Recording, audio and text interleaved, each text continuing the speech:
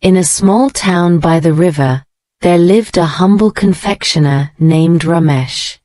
His shop was tucked away at the corner of the bazaar, with shelves lined with milk fudge, syrup-soaked funnel cakes, and golden round sweet balls that melted like sunshine on the tongue. People said, "If you want sweetness for your mouth and peace for your heart, go to Ramesh's shop." What made Ramesh different was not his recipes, but his scales. He never cheated. When weighing sweets, he would always add a little extra, smiling, "Sweetness should overflow, not fall short." Children adored him, and even the poorest villagers knew they could taste his sweets without shame. But across the bazaar was another confectioner, Hariram.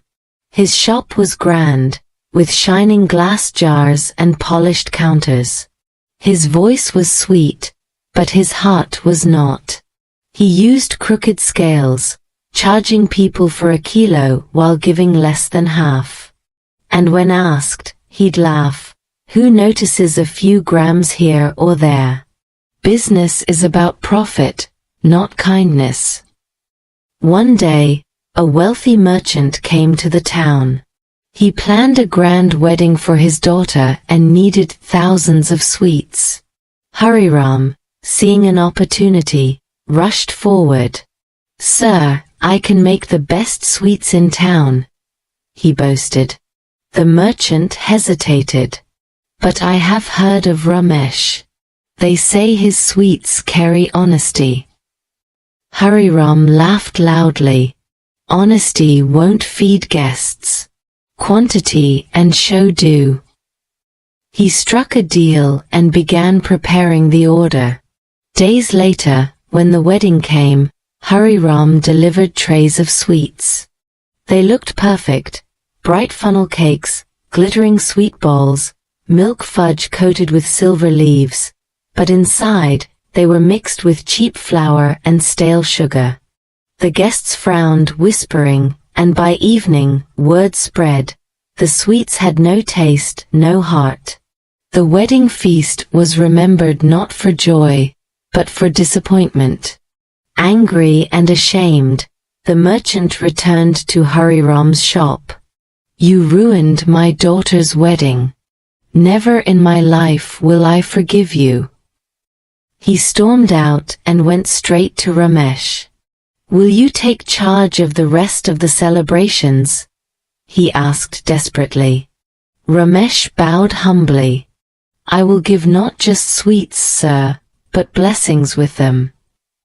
He worked day and night with his family, kneading, stirring, and shaping sweets with the same honesty he gave every customer.